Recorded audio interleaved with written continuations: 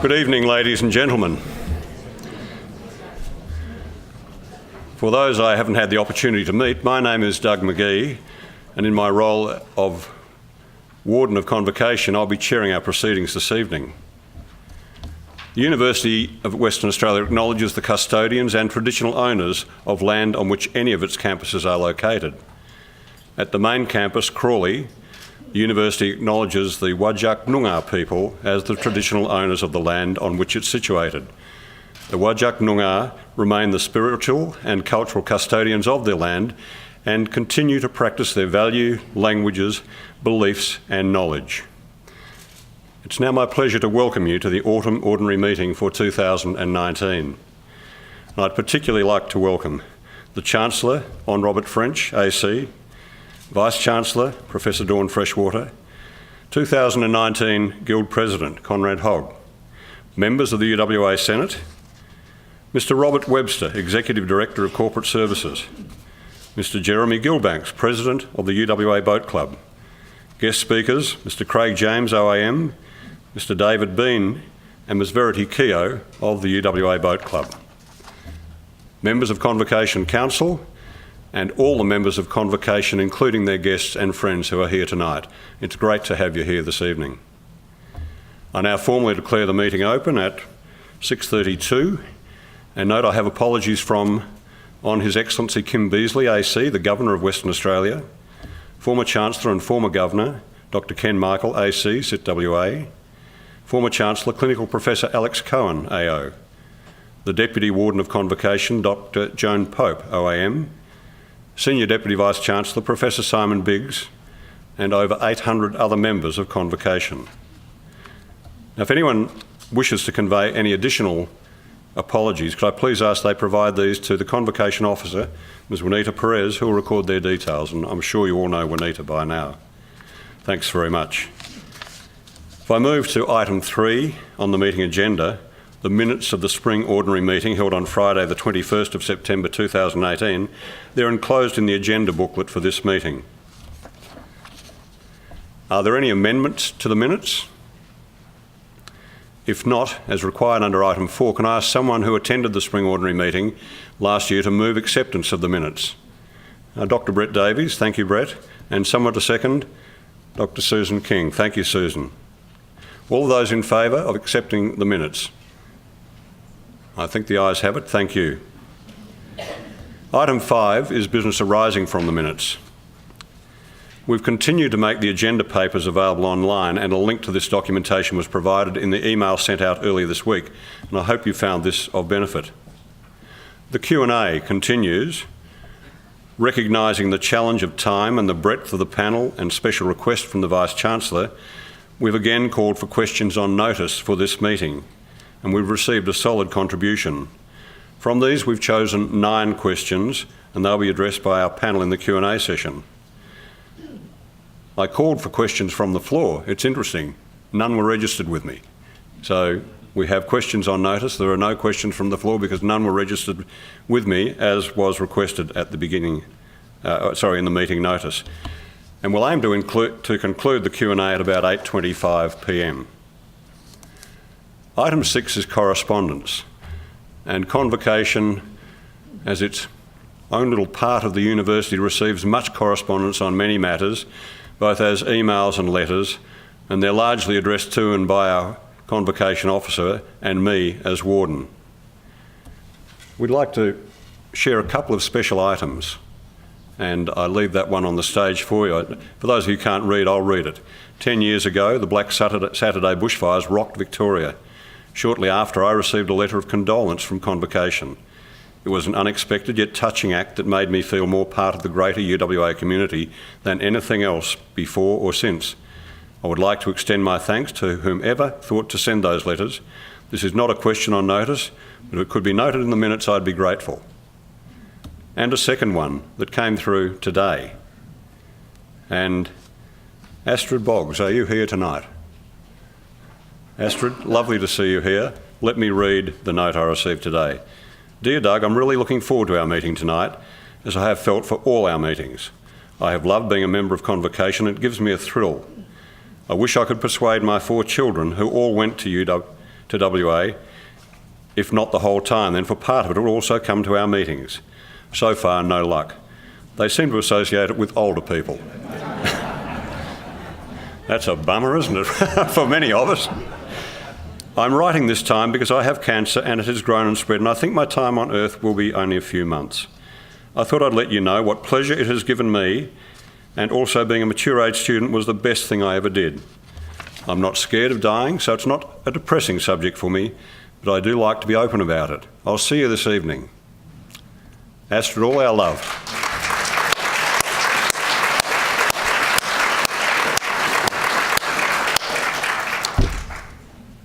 Brave, and we thank you, and we love having you here. And I thank all members of Convocation who took the time to contact me and Convocation Council in the last 6 months as well. We value members' views on issues important to Convocation. Item 7 is elections. As you are well and truly aware, it's at this meeting that we announce the outcome of the recent elections conducted by Convocation. Each year, elections are held for the position of Warden, Deputy Warden, and 7 members of the 21-member Council of Convocation. This year, there was also an election by Convocation of 1 person to be a member of Senate.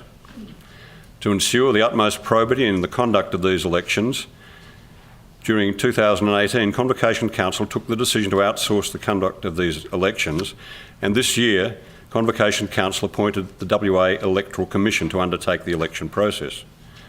The Convocation Officer, as returning officer, has oversight of all of these arrangements, and I therefore invite Juanita Perez to come to the stage to announce the results of the 2019 elections.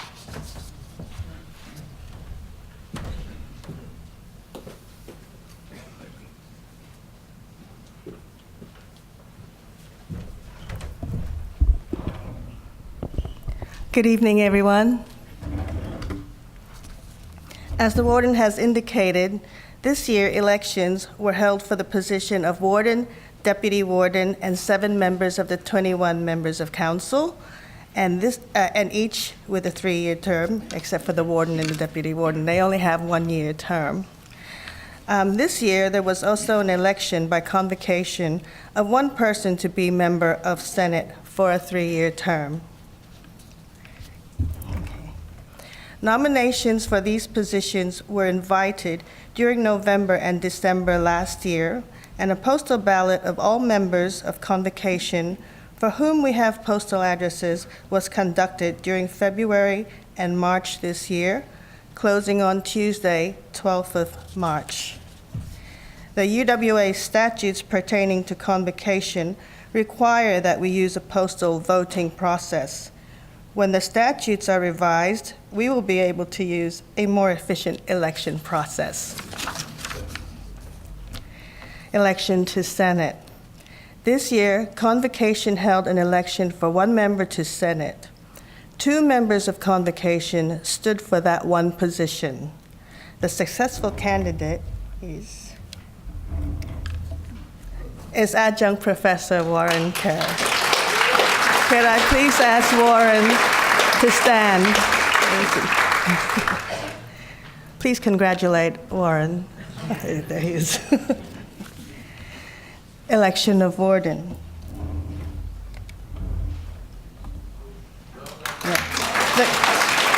The current Warden, Dr. Doug McGee, renominated and the position was not contested. So I am pleased to announce that he will be Warden of Convocation for 2019. Congratulations, Doug. Election of Deputy Warden. This year, 5 members of Convocation stood for the position of Deputy Warden. The successful candidate is Clinical Professor Leslie Kala. Could I please ask Leslie to stand? Congratulations, Leslie. Elections for Convocation Council. Now, to the elections, this year, 8 members of Convocation stood for the 7 positions on council. Some councilors did not renominate, and others did. The following candidates have been elected to Convocation Council for a 3-year term. Could I please ask each to stand as I call out their names? Dr. Aggie Gideon.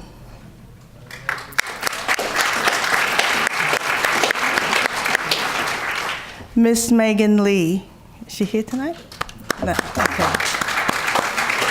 That was the former guild president, yeah. And Miss Julie Matheson. Excuse me, I should say Counselor Julie Matheson. And Dr. Elijah Nathan. Miss Nini Ong. Mr. Jonathan Strauss.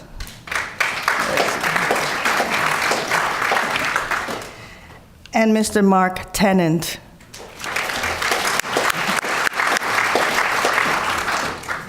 Please congratulate these new and elected and/or re-elected members of Convocation Council. I look forward to working with all of those elected tonight. Thank you.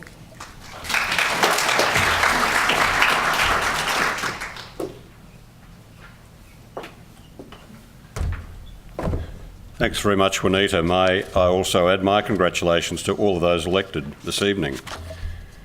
Now, the election of Clinical Professor Leslie Carla as Deputy Warden immediately leads to one casual vacancy on Convocation Council, as she held an elected position with 1 year to complete of that term. The process to fill that vacancy is to call for nominations to be submitted to the Convocation Officer, and as per Statute 9, Clause 75(1), the election of members to fill casual vacancies on the Council shall be determined by the Council. So to fit with the scheduled Council meetings approaching, we wish to consider those nominations at the April Council meeting. We'll close nominations at close of business 1 week from today on Friday, March the 29th. So if you wish to nominate for a 1-year term, please contact Juanita in the coming week. I now wish to pay tribute to the following members of Convocation Council who've completed their terms and did not seek re-election. These include Dr. Joan Pope, OAM, my Deputy Warden for the last 2 years, Dr. Mark Andrich, Dr. Libby Futrell and Dr. Susan King. On behalf of Convocation Council, I wish to express our thanks for their contribution, and I'd like to mention each of them. Dr. Joan Pope, Deputy Warden, is an amazingly energetic contributor. She strongly influenced the presentation of Convocation in the last 3 years as Deputy. No doubt she will continue to be involved in some way. She has so much to offer. But first she has to return to normal health, and we wish her well at this time. To Dr. Susan King, Convener of Statute, Strategic Planning, Governance Junkie. Absolutely self-confessed as that, and has been amazingly energetic and wonderful for Council and for Convocation. We'll miss her greatly. Dr. Mark Andrich, still very active in his own business, and so that's taken him away from Council a bit, but able to contribute particularly on committees at times and valued as a councillor. Dr. Libby Futrell, studying, new job and everything like that, but still was able to contribute to Council as she was able and most appreciated. So to all of those, we extend our thanks, and I'd like you to join with me in a round of applause for them.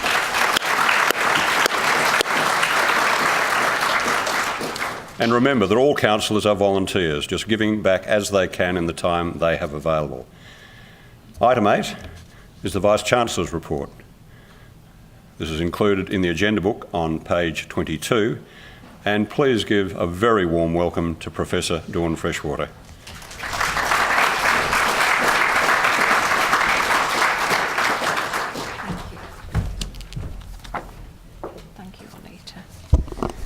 Thank you, Doug, and can I just add my congratulations to your re-election, and also to acknowledge those members of Convocation Council and Leslie's election as Deputy Warden. Congratulations.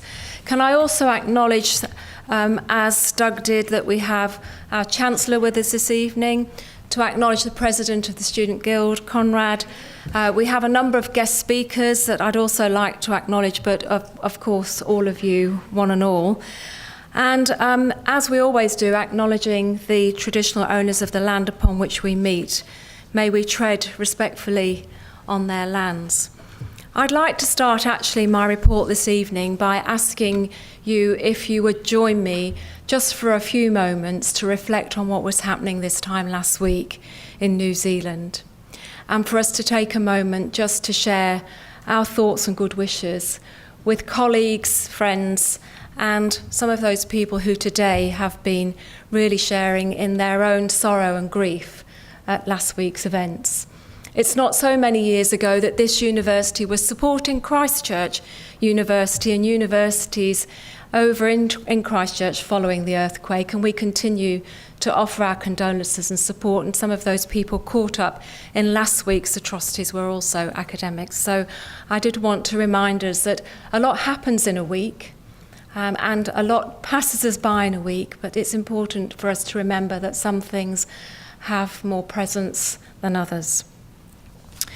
Having said that, and we did do our own vigil yesterday on campus, and we've had a special service today, I will move on to the report, and I'll take the report as read. There are one or two things in there that I thought I'd like to pull out as just to give a little bit more flavour to some of the things that have happened since we last met, and particularly Convocation's involvement in some of the events on campus. If we just start by looking here, this welcome ceremony is a photograph that we have here.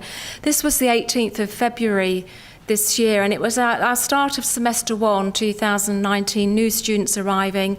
We had an international student event this year for the first time at Government House, which was hosted by the Governor, and that was actually involving all universities. It was a wonderful event, but we also hosted our own welcome ceremony on campus, and we had flag bearers bearing flags from 70 different countries representing students from all over the globe joining the university for first semester.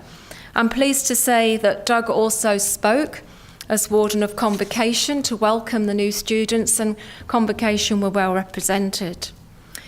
Other things that have been happening on the campus and off campus, for in fact actually in Yagan Square, I'm not sure how many of you will have been familiar with this, but in Yagan Square at the LED screen that there is that goes around there, members of the public were filmed 2 or 3 weekends ago and asked where they would like to graduate from in the world, and in front of a green screen, and then they were then transferred onto the LED screen, graduating all over the world.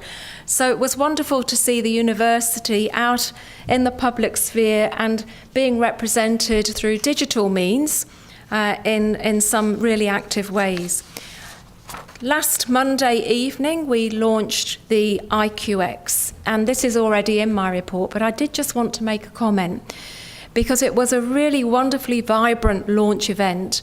And again, Convocation were really well represented, and not just represented, but have been involved and part of the development of that innovation and co-working space. The event hosted people from industry and government alongside researchers, staff, students and entrepreneurs. And I have to say, it really was a stretch across many, many decades and generations. It was a really intergenerational launch event, and it was excellent to be part of. Convocation also took their place recently at the new staff orientation programme. This was also only last week. And we've been holding a revitalised staff orientation programme at the Uni Club here. But this year we were able to involve Convocation as part of that and to formally welcome new staff members to the university and to make them aware of the resources that were available, but also, of course, of Convocation and what it offers.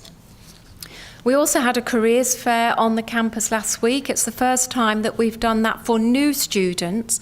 So this was really about catching students as soon as they enter the campus, rather than waiting for careers guidance and careers counselling towards the end of their programme.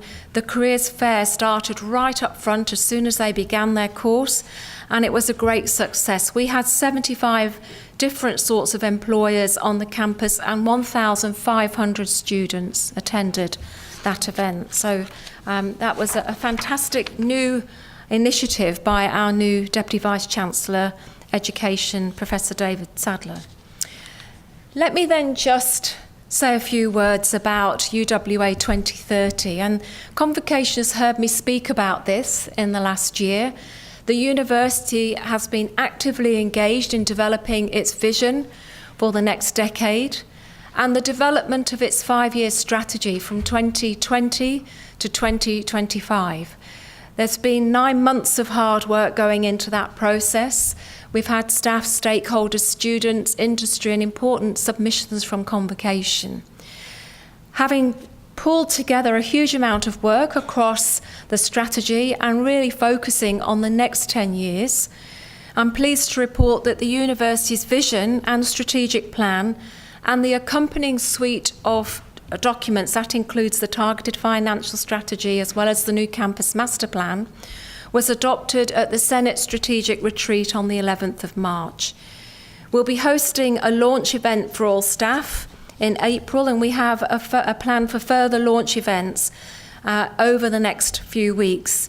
The new Vision website will be launched soon, and more information will be made available to Convocation and to, of course, our other stakeholders. But at this point, I just wanted to say thank you for your contributions and to thank Doug and Warren and Joan and many of you for meeting with us through this process and making it something that actually feels that it has brought everybody together. In the report, you've seen that there is an item on the Freedom of Expression Working Group, and we have had a number of activities taking place over the last 6 months on campus related to this, and in fact, our own Chancellor has prepared a report. I'm sure many of you will be familiar with that for the government, for Dan Tehan, the Minister for Education. That report is something that I know has been submitted this week. But our own university staff have led the development of the Freedom of Expression report, which was sent to me this week and presented to the academic board this week. And there was a really fine debate, a very good debate this week at academic board around the recommendations coming out of the Freedom of Expression Working Group. I'm pleased to advise that the academic board meeting supported the recommendations coming out of that report. And the reason for me telling you this evening is not just to bring you up to date with that, but also to thank that group, led by Professor Colin MacLeod, who did a fine job of pulling together the working group and leading a very good consultation.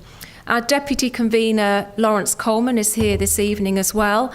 And the Guild President, Conrad Hogg, was heavily involved in this particular project. But I wanted to acknowledge Convocation Councillor Angela Evangelino Yannikis. Did I get that right? Good. For your diligent work in supporting this particular project on behalf of Convocation. And if you're in any doubt about the involvement of Convocation and how that's becoming embedded in the university, then Angela sat at academic board this week and sat for the whole of academic board while we went through the debate of that report. So it was great to have you there, Angela, on behalf of Convocation. Just a few other updates before I leave the platform this evening and hand over to the next speaker. 1 or 2 things to report on. Our new Future Students Centre has had an accolade. It's come first out of benchmark university student recruitment contact centres in the nation. The Future Students team scored 91%, which was an increase of 20% on their 2018 score. And this is a centre that looks at excellence in course advising and customer service, so an important piece of work in the development of our education strategy.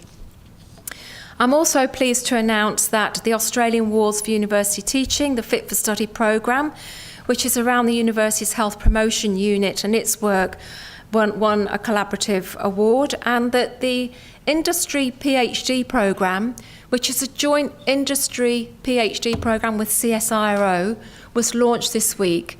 So we're delighted to be hosting, it's only the second universities in the nation to be hosting the Industry PhD programme, and we'll be doing that with Curtin University and Edith Cowan University. Something that I know has perturbed and perplexed Convocation members, and certainly we've received in the past questions on notice around how we're addressing some of the issues that have come out the Respect Now Always campaign, the Human Rights Commission report. I'd like to just give you an update on a TEXA report, which was a report to the Minister for Education, and this was about responses to the issue of sexual assault and sexual harassment on campus. This report was released on the 25th of January. The review found Australian universities were moving in a very positive direction, with significant work being undertaken to ensure student well-being and safety, and that they're both enhanced and protected, and they felt that relevant standards were being effectively upheld. That report's available on the TEXA website online, and if you care to have a look at that, what you'll notice is that UWA has come out of that particularly favourably in terms of the activities that we've put together in the 10-point plan with the President of the Student Guild, Megan Lee, now a member of Convocation Council, and taking that forward, the new President of the Student Guild. So I'm going to leave it there, and I'm looking forward to the Q&A session. I'll hand over back to you, Doug.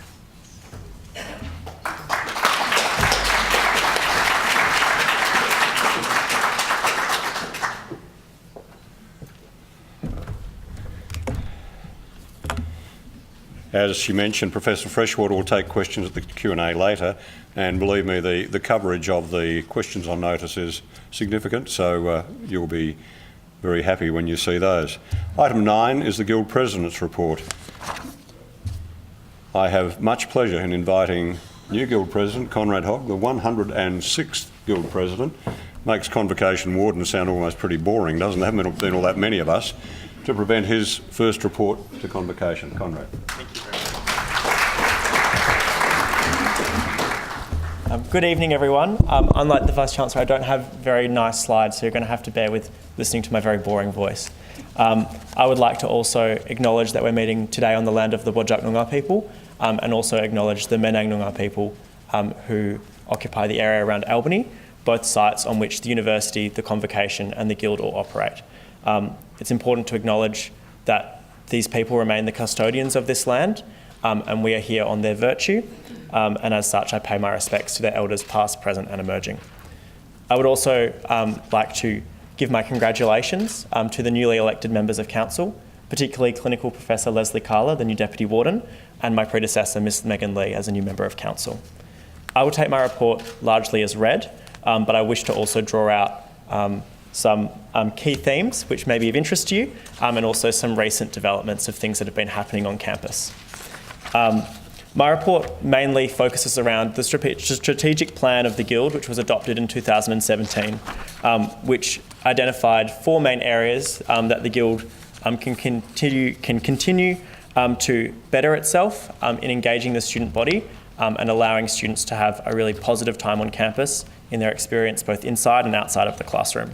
And those 4 areas are improving student support, increasing student engagement, representing the student voice, and producing better spaces on campus. And I'll start with that last one. There's been a lot that's happened in that space. In the last 12 months, we've opened the new refectory, which is a $2 million investment by the Guild into a new space on campus. And not only does that introduce new food outlets into the university, many of which create authentic food experiences, particularly from students who are international and may have different tastes to people who have grown up in Perth. But it is also a fantastic study space, and we've really invested into furniture that can allow students to sit down for several hours, use their laptops, it's Wi-Fi enabled, and get some work done, as well as socialise with their friends. This year we're intending on improving that with some new outlets opening inside the refectory itself, as well as introducing a mini mart on campus to make it better for guests to the university as well as staff and students to be able to access their day-to-day supplies as they go about their business on campus, as well as opening a new Guild Members Lounge to allow students to have a more informal space to interact with their peers and really build some community while they're at university. We're also developing new spaces for Guild departments.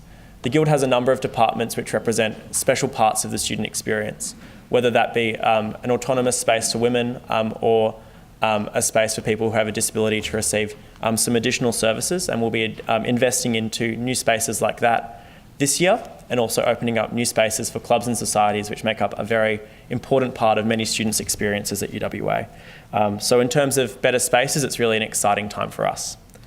Another thing which is really important to us is student support. The Guild runs a service called Student Assist, which you may have heard Megan talk about last year. It's a really great service that complements what the university offers in terms of wellbeing services and allows students to access financial, academic and wellbeing support while they're at university. We've been working really hard to improve that service this year, to give it some additional capacity so that it can better serve the student body. And one of the ways we've done that is by expanding a service that we call the food pantry. What we find increasingly with a diversified student body is that there's more and more students coming to university that experience financial hardship. And a recent survey by Universities Australia suggested that 1 in 7 university students regularly go without meals because they can't afford to eat. This to us is really, really worrying. So it's something that we're trying to address by increasing the output of our food pantry and providing more staples. So that is a really important service that we're providing to students. Further to that, we've been working very closely with the student experience and student life sections of the university's education portfolio to improve the service offering to university students. And this year we'll be working with them to produce a mental health strategy that will bring together services within UWA in a really coordinated fashion, working between the Guild, the university and the Young Lives Matter Foundation. Furthermore, we've also been doing a lot to increase engagement. This year I've started several task forces within the Guild that are designed to really face up to some issues that seem to concern students. And one of the key ones among them is the Communications and Transparency Working Group, which sounds rather boring. But what it is aimed at doing is producing a really dynamic experience for students, because what we find is that students no longer engage through letters or print mediums. It's increasingly on their mobile phones as they're walking around campus. And we're trying to create a really immersive experience for them so that they're able to know what's going on inside the Guild, how they're being represented, the services they're able to receive. And that's been a really big focus of what we've been doing. Furthermore, we've been increasing our contact with the Albany Students Association, which is a Guild department that operates in the Albany Centre. Although they're 600 kilometres from here, there's about 300 students that study at that campus, and their experience is also really, really important. And we're also looking forward to working very closely with the university as they develop their regional strategy to better engage these students in accessing a higher education, which is something that's very, very important as we shift towards, Australia is such a large country. Educating people across such a vast distance is a really big challenge, and we're really looking forward to helping the university to educate students across the state and engage them so that they can have a really great experience, both inside their classes, but also the ability to connect with opportunities to get involved in opportunities to volunteer and to give back to the community through the Guild. Lastly, the last area of our strategic plan that I'll touch on is representing the student voice. This is something which is essentially core to the Guild, which is why I've saved it for last. And it's something that I take a great deal of pleasure in. It's my absolute privilege to work very closely both with the Vice-Chancellor, members of the Executive, with the Convocation, and throughout different committees in the university, with other student representatives in the faculty societies and within the Guild to represent the student voice to the university. It's been really great to be involved in the strategic planning process and the accompanying master plan and other documents that the Vice-Chancellor has just talked about. And it's also really great to see graduates of the university also engaging that process. And to me, it seems really clear that we'd be able to produce a strategy that's really going to move our university forward and allow us to continue to prosper in the future. In terms of representing the student voice, it's not just the educational experience that we're interested in representing. We also want to represent a holistic experience of the university. And one thing that we've been working really hard at is trying to represent those students who might otherwise find themselves unrepresented and don't find themselves within the majority. One of the things that's been really heartening within my term this year is the Ethno-Cultural Collective, the Guild's representative body for students who are culturally or linguistically diverse, really coming to life. And that's been really great, especially over the past week, as they've been able to reach out to students who have been affected by the tragedy that's happened in Christchurch and really engage them. And it's been a pleasure in almost the most terrible way for us to really engage with those students and help people to feel supported and to know that their pain does matter and that there's people that really care about that. and it's been a really great experience for me today to be able to attend the ceremony today as well as the vigil yesterday, and really see the community come together and grieve together. Further to that, we're also really interested in reviewing the guild election process so that students can be better represented through that process, and more students' voices can be heard and they can be more engaged and more informed as they vote. That's also through another one of these working groups, which we like. This one's called the Election Culture Working Group. They've all got these really great names, and that's also been a really great experience so far. So I hope that my successor is someone who's elected in an election which is even more representative. For me, those are the key items in my report. There's a lot more in there. There's a lot going on in the Guild. It's a great pleasure for me to serve and to work so closely with the Convocation. And there's a couple other points I'd like to add. So most importantly, PROSH, which I'm sure many of you were involved in when you were at university as well, a massive event that raises money for charities in WA. It happened this week. One of our PROSH directors is at the back. Jim, can you give everyone a wave? Jim was also the Guild Treasurer last year. This year we've been supporting 3 charities. The Indigenous Literacy Foundation, which helped to bridge the gap in literacy between Indigenous and non-Indigenous Australians. Guide Dogs WA, who helped to train and provide guide dogs to blind people in Western Australia. And the Red Frogs Foundation, which help with drug and alcohol awareness in young people. 3 really, really important causes. We've been able to raise almost $50,000 this year, and it's been really, really great to see so many members of the community contributing to PROSH and so many students getting involved, whether that be writing stories or selling papers or doing silly stunts. And fortunately, there haven't been too many complaints yet. We'll also be selling the paper in the foyer after the meeting. So I encourage everyone to donate and get a paper. It's a really great read if you're up for a bit of satire, and it's a lot of fun. For the first time, I'm also very excited to announce that we're taking FPOS, and we've truly moved into the 21st century. That's about it from me. Thank you very much for listening, especially without visual aids. And just to finish, I'd also like to thank members of the Freedom of Expression Working Group, particularly your representative Angela, as the Vice-Chancellor has already pointed out. It's been a real pleasure for me to be engaged in the process with so many members across the UWA community, and particular with Convocation. And I really hope that such a consultative process has brought out recommendations that we can all get behind and produce a university that allows people to proudly express themselves, but also find an important balance to protect members of the society as well. So thank you very much, everyone, for listening. Enjoy your evening.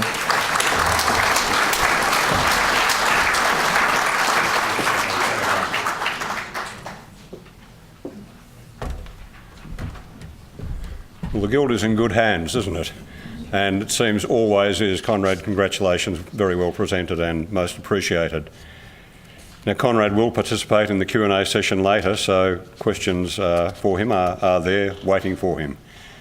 Item 10 is the Warden's report, and a full copy of my report's on pages 30 to 37 in the book, and I'll certainly expect that my report's taken as read, so I'd just like to duck around a little bit some of the important aspects of the report.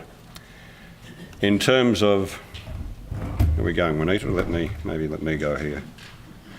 The strategic plan, it's developing, and it's so important, and it's so important that Convocation is there. We are involved in many, many ways, and the network that is here and the network that is not here tonight is the value that can be offered to that strategic plan, and we're certainly taking it in that direction. So we're looking at working for university students, staff, and ourselves, the graduates. Can't forget that. And we need to be relevant to all of those. So it's a solid challenge for Convocation and its council to do that all of the time. I'll keep on going. Let me go to statute changes. It's been mentioned that the statutes are being redone for the university, and Convocation has its own part of it. At the moment, we are drafting our own component of the statute, and I can only here thank Susan King and her committee in all the work they have done in bringing the information that is necessary as a background to the redrafting of the statutes. Again, it's a great example of the network. We find that not necessarily everyone on council is an expert in statutes and things like that. Not surprising. So we asked the network, and we just happened to be able to find 2 wonderful people out of the the government solicitor's office, who said, yeah, we know that sort of stuff. And I can announce that having met with them last Friday, I think it was, of last week, I received a copy of the draft of our statute last night. So, put in good hands, things were able to progress quite quickly, and that's reflecting all of the information that's gone before. It's not a final in any way, but we appreciate their contribution. We certainly see that part of that will be a charter. The relationship with the university is just so important, and definition of what that should be like is really good. In terms of students, Dawn mentioned the welcome ceremony, and to us it's so important that we're there at the beginning, in the middle and at the end, and then with you as graduates thereafter. That's the role for Convocation, to cover that field, and therein lies a great challenge. So working with Conrad and the Guild, with the staff at the university, and then amongst ourselves to do what we have to, but take the example of the statute review. There are great things we can do quite easily amongst ourselves. Oops, went too hard on the button. Where did it? You go. The centenary of Armistice was recognised late last year, and it was a wonderful collaboration between the Historical Society with a bit of help from Convocation Council. And I couldn't be there that day, but I understand that the ceremony was a wonderful event, a very moving affair, and some marvellous contributions from many, many people. I certainly commend to you the exhibition that still carries on after the centenary of Armistice. Convocation Day started really as a result of the good thoughts of Warren Kerr and Joan Pope, and today, sorry, not today, a couple of weeks ago we had a wonderful Convocation Day. It started with small beginnings, we could say. But just a couple of weeks ago, we had about 100 people celebrating the anniversary of the first meeting of Convocation, particularly recognising those people who have been long-term supporters and committed to Convocation, those who had given the subscription to be there for life were invited, and we had about 100 people there. It was a wonderful event and a wonderful recognition of people who have contributed to make sure Convocation has been strong for a long time. It's also a wonderful partnership with the Guild, and that we make it a tree planting with the Guild each year is so important, and are developing a bit of space, a place in the university, which will be Convocation Walk in time as the White Jacaranda Avenue extends along the side of James Oval. So it was great to throw a bit of sand around with Conrad just a couple of weeks ago. IQX opening, mentioned by the Vice-Chancellor. Wonderful to have been able to contribute to it and hear the very positive stories that came out on the night, and know that we are there, and know that IQX is there for graduates. So it's available to those who wish to look at innovation, to take the chance, have a look at IQX and see what you can do, either as part of it or working with someone, whichever way you think. We've got a bit of a theme of connecting, and we have a Senate dinner each year, the 50th anniversary of graduation. Some of you have already been through it, I'm approaching mine, and it's a wonderful day each year to recognise that you can so much appreciate this opportunity to meet and greet those who you were through university with so long ago, but it's still just like the old days. It's very easy to have a lot of fun on those days. Convocation Day I mentioned. The ordinary meetings are growing. Such a wonderful attendance here tonight. We are so grateful that so many of you have come along and are interested in and committed to Convocation. That's a wonderful thing. And we see that in the future, by various ways, we'll be looking at remote and distant involvement as well. So there are many things to do in terms of connecting. Communicating, well, there are many things we do, so articles in the various magazines, but when you finish tonight, take a wander down the corridor on that side of the building, where the screen that you can see displayed on the picture to the right-hand side there is Convocation screen. There's been a static display of various important aspects of the university in that corridor for some years now, and we've put in what is a scrolling display which recognises what Convocation is doing. It recognises the counsellors, importantly, so your counsellors have a name and a face, and you can get to know them by that. We connect in many ways, and I'd particularly like to pay tribute here to librarian Jill Ben, who was the speaker at our last meeting, who makes available the screens in the library to promote Convocation, our scholarships and so on to the students, because they're in and out of the library all the time. It's a great place to be for us. And celebrating. Tonight's a celebration. We give awards. We get, it's great to see Neil Donaldson here, a Convocation medalist of just a few years ago. So people who have received awards in the past come back because Convocation's important to them, and there are many in that situation here tonight. And probably one to finish on. Well, have we gone over one, Juanita? Did we go? Sorry. The library.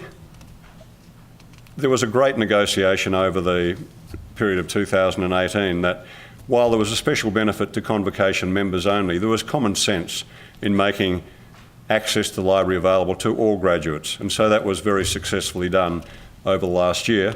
And lifetime email was a facility that was removed because it wasn't quite working as it needed to. It was difficult to manage for the university, and so it has been taken away. We understand that there are some who still find it works, so undoubtedly that's a work in progress for those in IT at the university.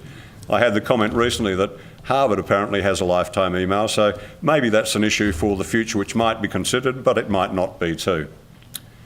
And to conclude, yes, I did get on a bike last October. I rode a couple of 100k in October.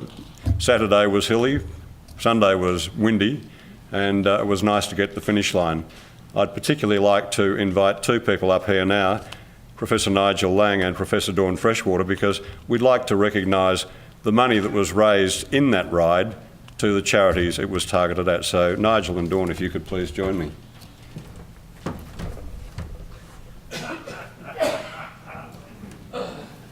Just a small check. So perhaps Dawn, you and me first.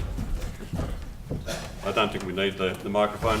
One of the points of interest was the Young Lives Matter Foundation that the university started only a year or so ago, and Dawn is an absolute champion of, and so we were able to direct funds to that. It was of particular interest to me because I lost a son through exactly that sort of circumstance some time ago, and so we were very keen to be able to contribute. Dawn, maybe you'd say just a word.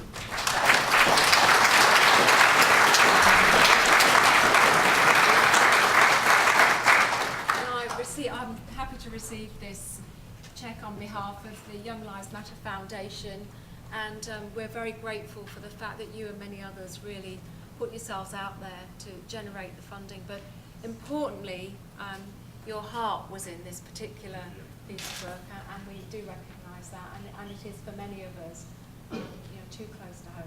Thank you. Thanks.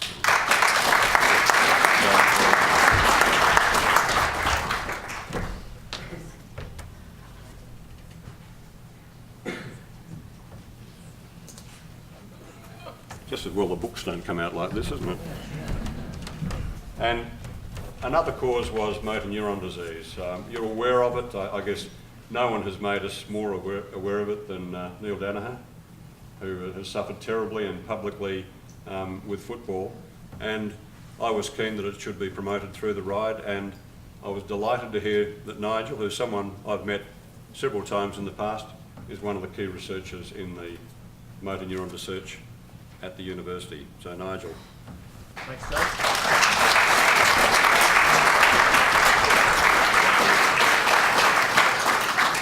Don't go away.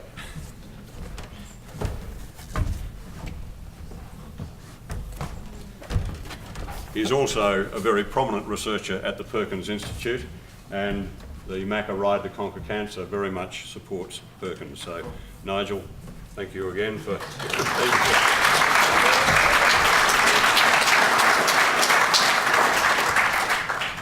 Can I just say something? Yes, please.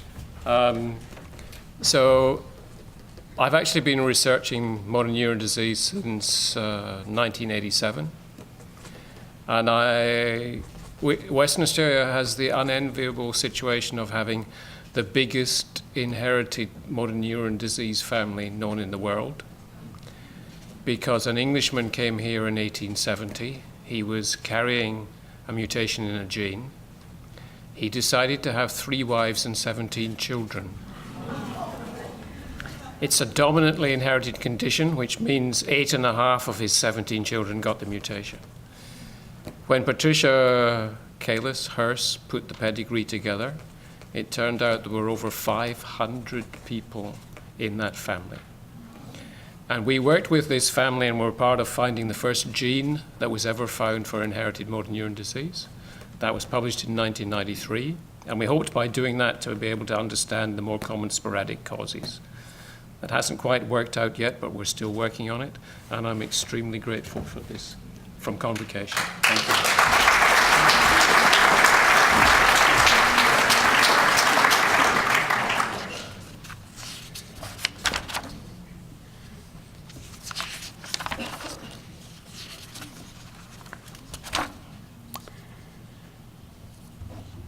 And what I'd like to do in concluding my report is to just issue a few thank yous to my fellow councillors on Convocation Council and the co-opted members.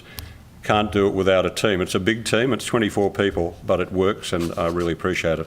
And then within that council there are chairs of particular committees leading the work and doing a wonderful job. There are external member contributors, as I've mentioned, with the statute review.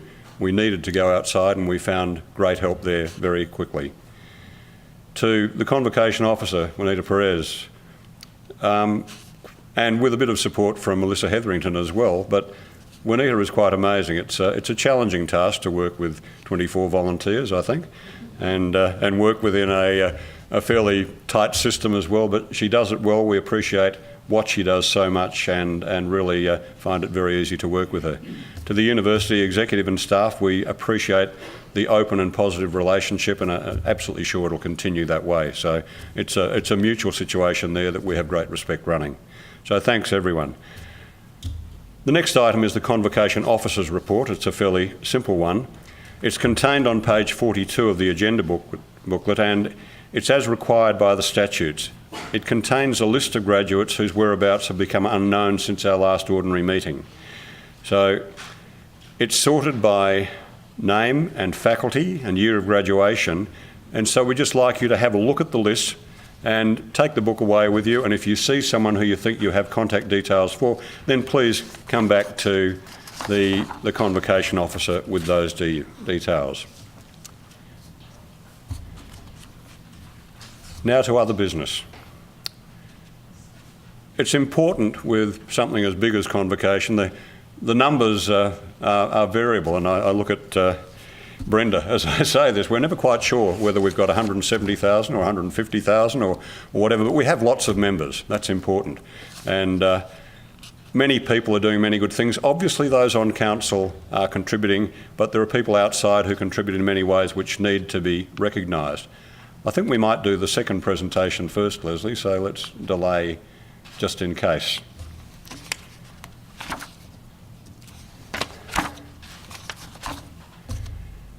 And some members of Convocation just show outstanding dedication and contribute amazing effort in relatively short times. It's appropriate to recognise these earlier rather than convention may dictate. There are many, many impressive individuals on council with excellent CVs. Some are well suited to planning and governance, and when you've held positions such as Executive Director Governance and Planning at ECU, Executive Director Strategic Resource Management at the WA Department of Training, and so on, you are very well placed. She also held policy roles in the Commonwealth Government and has been an academic at UWA.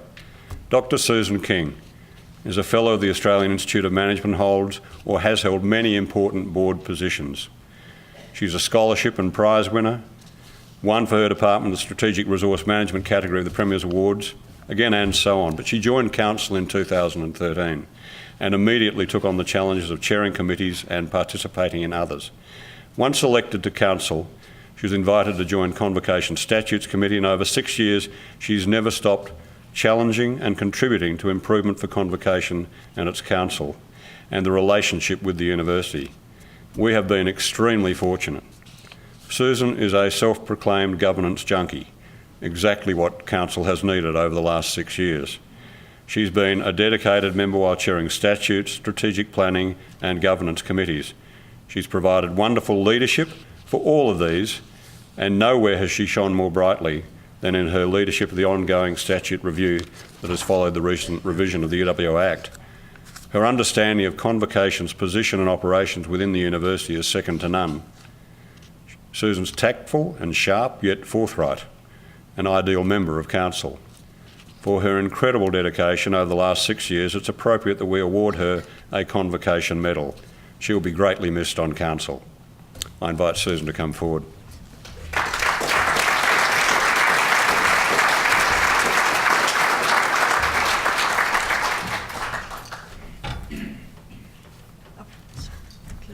Come on over here.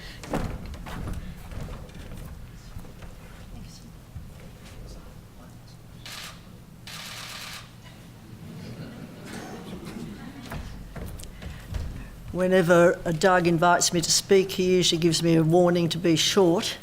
When you think of UWA, though, and I will be short, honest, to me, despite the wonderful facilities we have here, most of us, I'm sure like me, think of Winthrop Hall. But it's a building, a great building. But if you look at the Act, and I'm not going to go right through it from page 1 to the end, honest, what is a university? It's comprised of the Senate, Convocation, let's call it graduates, staff and students. They're all categories of people. And to me, the university, and I'm sure to all of you, the university is really about people. And when you look at those 4 groupings that comprise the university in the Act, where does Convocation sit?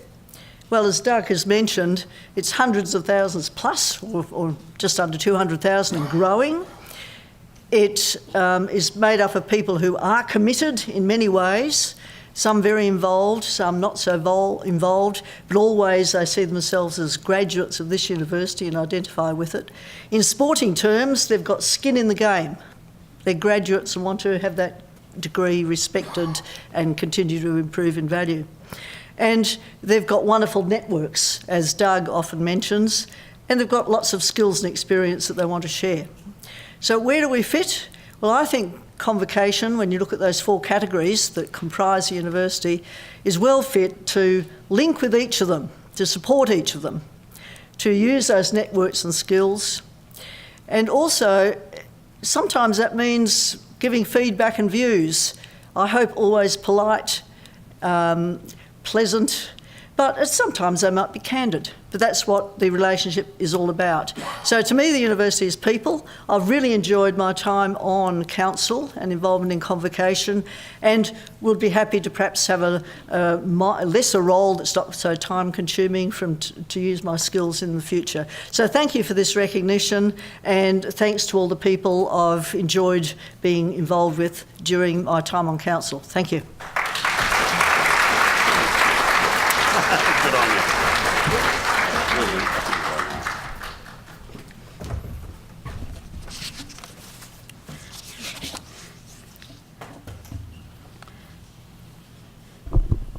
I'm looking at time and we're tracking okay. The next recipient is not here, and her daughter hasn't made it either. She's had something hold her up, but I think it's quite appropriate that we introduce the winner. Leslie.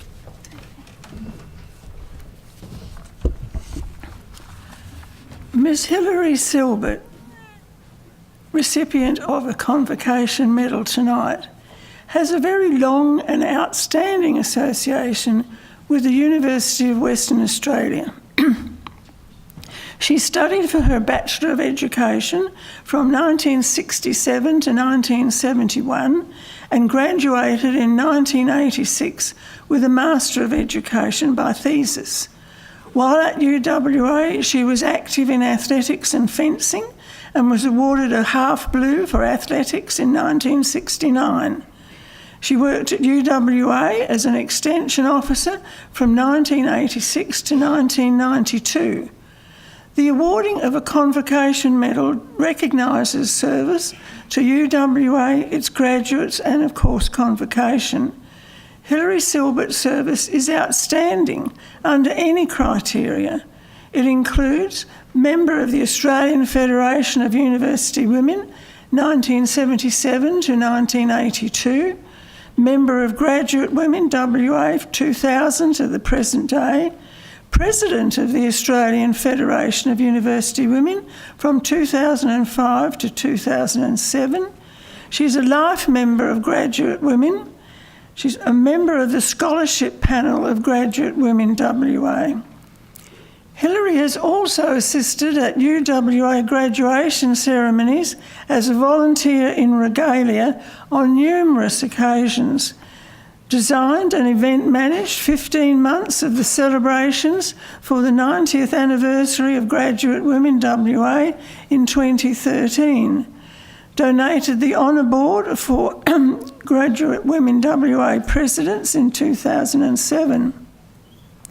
Been a member of the Council of St Catherine's College for 6 years, 2006 to 2012, and initiated the donation of an honour board at St Catherine's College for scholarship winners of the Graduate Women WA Award. She was a member of the Centenary Trust for Women from 2005 to 2007. Hilary has also served with distinction on the UWA Senate. She was a Convocation elected member from 2010 to 2018. She was involved with the selection of 2 Vice-Chancellors and 1 Chancellor, and a member of the Honorary Doctorate Committee. She was also invited to participate in the review of graduation ceremonies. This is a record of contribution to UWA, often through Convocation and its members. So Hilary is certainly a worthy recipient of the Convocation Medal. As Doug said, Hilary is actually interstate tonight and had asked that her medal be received on her behalf by her daughter, Mia Shilkin. Unfortunately, at 4 o'clock this afternoon, Mia contacted me to say she was in the veterinary clinic's ICU with her doggy, who had started having seizures, and they was believed to have been poisoned. So she still hoped to come, but it would depend, what was required of her by the veterinary practice to stay with her pet. And so she hasn't made it here tonight. But so Doug and I, as it were, are accepting this medal for Hilary in lieu of the family member.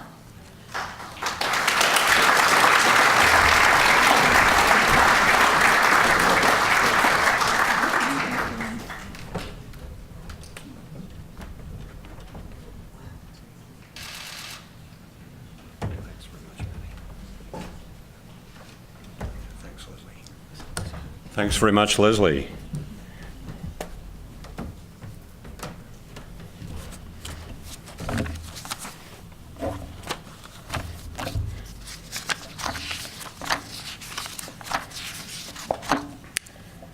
Much to do.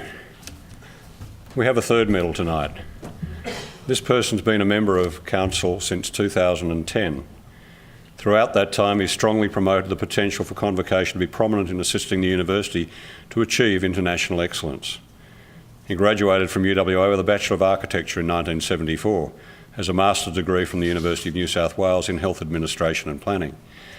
Also maintains an active interest in teaching and research at UWA as a member of the Advisory Board of the UWA Research Centre for the Built Environment, a member of International Working Group on Health Facilities, and through various voluntary roles for the Institute of Architects and the Australasian College of Health.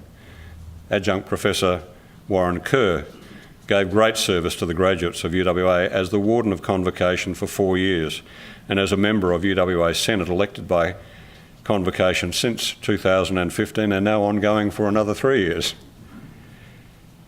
He's been extremely active as immediate past Warden as well. I've certainly valued Warren's contribution to my first 2 years as Warden. He's chaired the Honours Committee and contributed across the board to many things on Convocation Council. He initiated Convocation Day in 2013 to annually recognise the formation of Convocation in 1913 and positioning Convocation in a strong partnership with the Guild of Undergraduates, while establishing a place on the campus grounds that recognises Convocation as one of the legal parts of the University of Western Australia. Warren led Convocation's approach to the legislative changes undertaken by the government to the UWA Act. Without his leadership, Convocation might not have retained its prominence in the UWA Act. He continues to contribute knowledge and experience to the amendments now proposed to the UWA statutes. Warren's tireless efforts as Warden, Immediate Past Warden, Councillor and Member of Senate have set extremely high standards for all who follow. He has been especially active in cultivating and building relationships with key university staff and members of Convocation. Warren is a very worthy recipient of a Convocation Medal. Warren.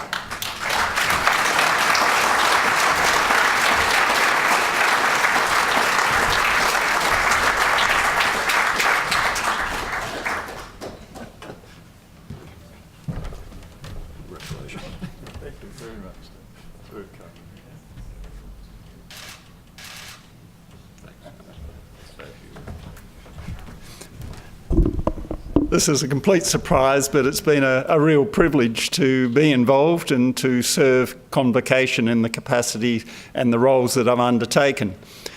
One of those is the chair of the Honours Committee, as Doug has just said, and I'm supposed to know about these things, and so it is a complete surprise tonight, but thank you very much.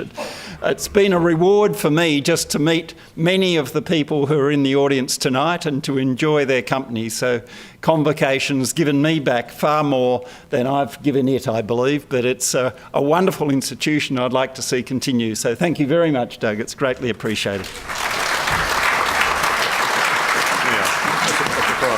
Yeah, absolutely. Okay, other activities that are to come.